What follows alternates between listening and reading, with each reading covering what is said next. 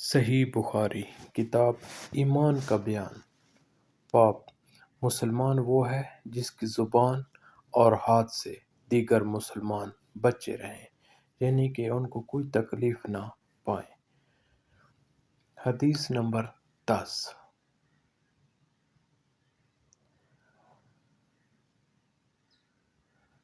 ہم سے آدم بن ابی ایاس نے یہ حدیث بیان کی۔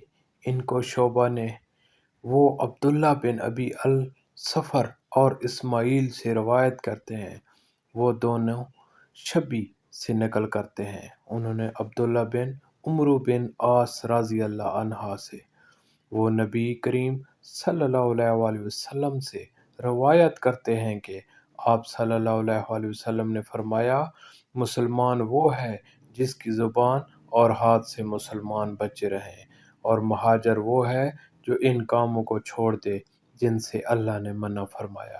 ابو عبداللہ امام بخاری رحمۃ اللہ علیہ نے فرمایا، اور ابو معاویہ نے کہ ہم کو حدیث بیان کی داؤد بن ابی ہند نے، انہوں نے روایت کی عامر شبی سے، انہوں نے کہا کہ میں نے سنا عبداللہ بن عمرو بن عاص سے، وہ حدیث بیان کرتے ہیں جناب نبی کریم صلی اللہ علیہ وسلم سے، اور کہا کہ عبداللہ الاعلیٰ نے روایت کیا داؤد سے، انہوں نے عامر سے، انہوں نے عبداللہ بن عمرو بن عاص سے، انہوں نے نبی کریم صلی اللہ علیہ وسلم سے۔